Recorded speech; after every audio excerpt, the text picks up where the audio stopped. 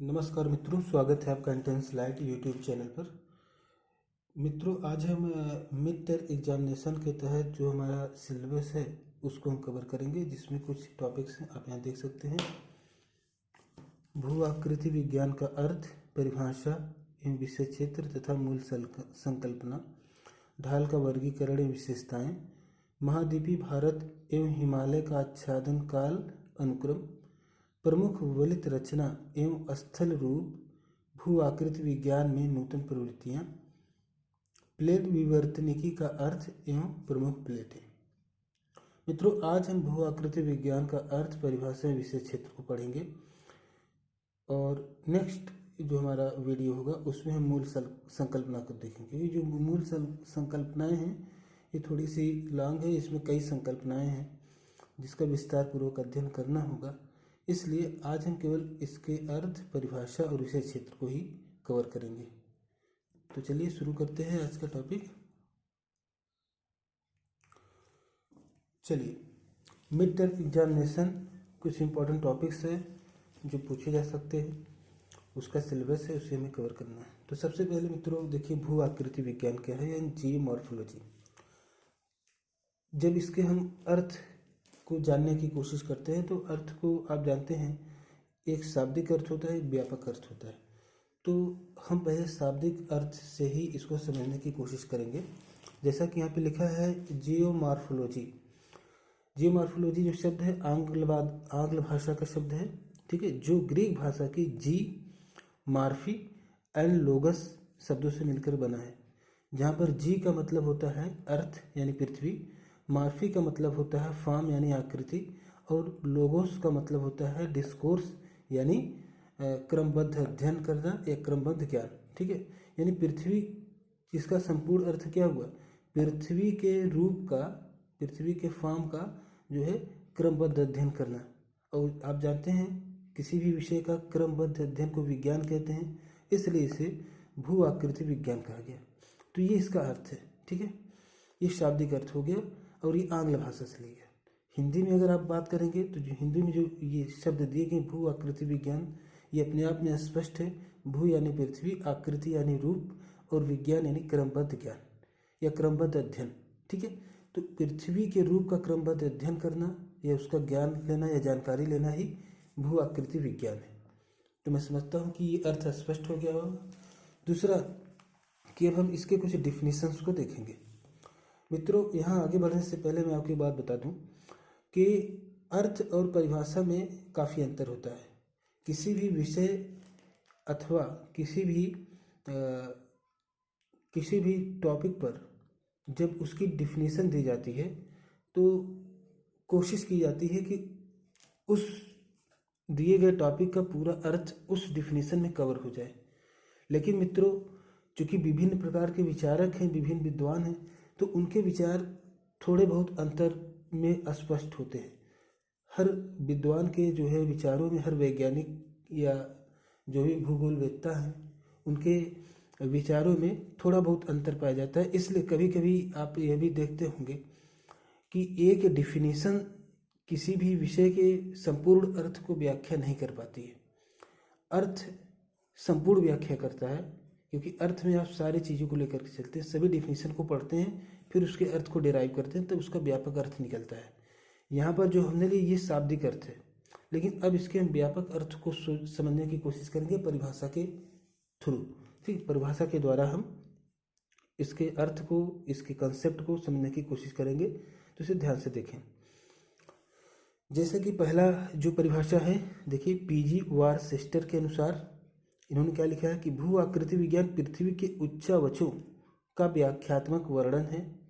यह विज्ञान भूपटल के विभिन्न रूप, उनकी उत्पत्ति, इतिहास एवं विकास की व्याख्या करता है। देखिए, भू आकृति विज्ञान पृथ्वी के उच्चावचों का व्याख्यात्मक वर्णन है। व्याख्या वर्णन दोनों एक ही बात है, लेकिन इन्होंने लिखा व्याख्यात्मक वर्णन है। एक, यह विज्ञान भूपटल के विभिन्न रूप, अब देखिए रूप की बात आ गई, आकृति हमने जैसा कि शब्द में देखा था, तो विभिन्न रूप, उनकी उत्पत्ति कैसे हुई, जैसे कि पहाड़ कैसा बना। कुछ पहाड़ आपने देखा होगा वलन के कारण बनते हैं, उन्हें वलित पर्वत कहते हैं। ठीक है, इतिहास एवं विकास की व्याख्या करता है, उसका इतिहास क्या रहा है, उसका किस क्रम में विकास हुआ है। तो आप जैसे अरावली के पर्वतों को देखें तो हर एक पर्वत की अपनी अलग विशेषता है और हर एक नदी की अपनी विशेषता है। ठीक है, तो जब आप हमने अभी जो लास्ट वाला टॉपिक आपको बताया था, यहाँ पर आप देखें, शायद आपने पढ़ा भी हो, प्लेट विवर्तनिकी का अर्थ है प्रमुख प्लेट। हालांकि इसको सबसे पहले रखना चाहिए था, क्योंकि इसके ये जो बात कह रहे हैं यहाँ पर, उच्चावचों का विख्यातों को वर्णन और भूपटल के विभिन्न रूप, उनकी उत्पत्ति का इतिहास, इसको पूरी तरह से जब आप समझने के लिए आपको ये प्लेट विवर्तनिकी पढ़ना होगा। ठीक है, तब ये बातें क्लियर होंगी। उच्चावच क्या है हम अभी आगे देख लेंगे, जब इसकी संकलनाओं को पढ़ेंगे। उसके पहले इसके जब विशेषताओं को पढ़ेंगे तो उच्चावच भी पढ़ेंगे, क्योंकि कई तरह के उच्चावच है। जैसे कि आपका महासागर भी एक उच्चावच है, आपका महाद्वीप भी उच्चावच है, आपका नदियाँ भी उच्चावच है, पवन भी उच्चावच है। तो उनका क्लासिफिकेशन किया गया है, वो हम आगे अभी देखेंगे। ठीक है, फिलहाल डिफिनीशन आप देखें, पीजी वार्सेस्टर के अनुसार भू आकृति विज्ञान पृथ्वी के उच्चावचों का व्याख्यात्मक वर्णन है। यह विज्ञान भूपटल के विभिन्न रूप, उनकी उत्पत्ति, इतिहास एवं विकास की व्याख्या करता है। 3 बातें हैं। ठीक है, उनकी उत्पत्ति कैसी हुई, उनका इतिहास क्या रहा है, उनका विकास की व्याख्या करता है, कैसे कैसे उनका डेवलप हुआ, किस क्रम में वो जो है चेंज होते हुए आज जिस सिचुएशन में है, ठीक है, आज जिस स्थिति में है, वो कैसे वहाँ तक पहुँचा, वो बातें पता चलती हैं भू आकृति विज्ञान के अध्ययन से। ठीक है, दूसरा देखिए, प्रोफेसर थर्नबरी जी के अनुसार भू आकृति विज्ञान स्थल रूपों का विज्ञान है, स्थल रूपों का विज्ञान है, परंतु इसमें अंतः सागरीय रूपों को भी शामिल किया जाता है।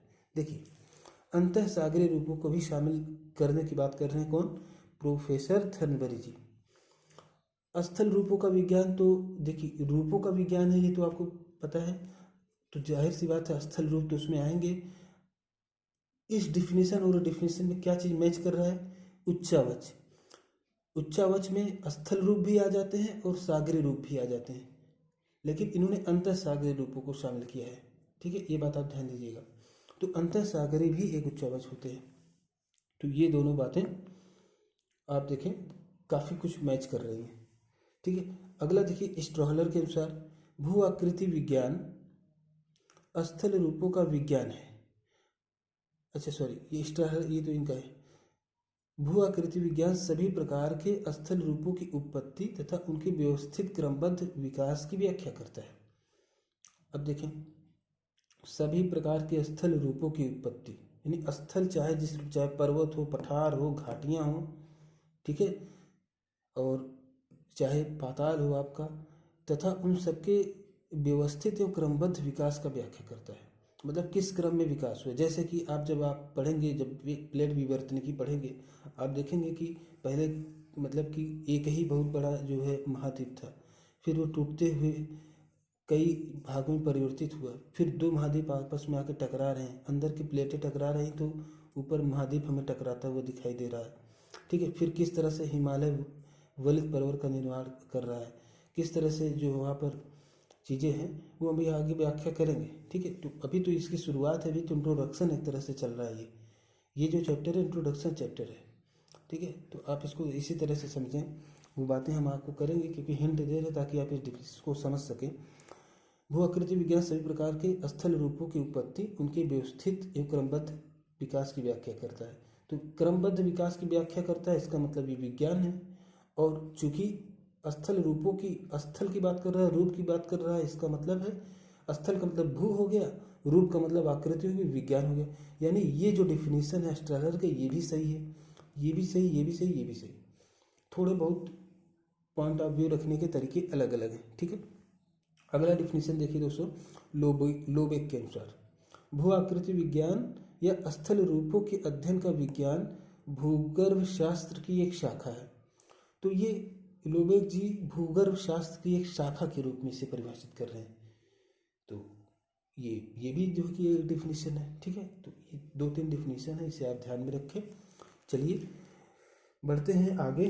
आगे का हमारा जो टॉपिक है, इसके विषय क्षेत्रों को देखते हैं। ठीक है, फिर हम मूल संकल्पना को देखेंगे। ये देखिए दोस्तों, इसके विषय क्षेत्रों की बात कर रहे हैं। पृथ्वी पर 3 प्रकार के उच्चावच पाए जाते हैं, ठीक है। प्रथम श्रेणी उच्चावच, द्वितीय श्रेणी उच्चावच और तृतीय श्रेणी उच्चावच। प्रथम श्रेणी उच्चावच में क्या चीज़ें हैं? महाद्वीप है और महासागरीय बेसिन है। द्वितीय श्रेणी उच्चावच में पर्वत है, पठार है, मैदान है, झील है आदि। और तृतीय श्रेणी के उच्चावच में सरिता, सागरीय जल, भूमिगत जल, पवन, हिमनद आदि आते हैं। तो अभी थोड़ी देर पहले जो हम एक डिफिनीशन पढ़े वहाँ उच्चावच शब्द आया था। अभी आपको क्लियर हो गया होगा अच्छी तरह से कि उन उच्चावचों का क्या तात्पर्य है। ठीक है दोस्तों, तो लगभग 10 मिनट हो गए हैं और मैं समझता हूँ कि आज के लिए इतना ही, क्योंकि मतलब इस वीडियो के लिए इतना ही, क्योंकि ज़्यादा लंबा वीडियो बना देने से अपलोड करने में भी दिक्कत आती है और शायद आपको देखने में भी समस्या आती हो। तो जो आपका अगला टॉपिक है भू आकृति विज्ञान की मूलभूत संकल्पनाएं, क्योंकि ये काफ़ी लंबा टॉपिक है इसलिए हम इसको नेक्स्ट वीडियो में कवर करेंगे। Thank you so much for watching this video. Have a nice day. Thank you so much.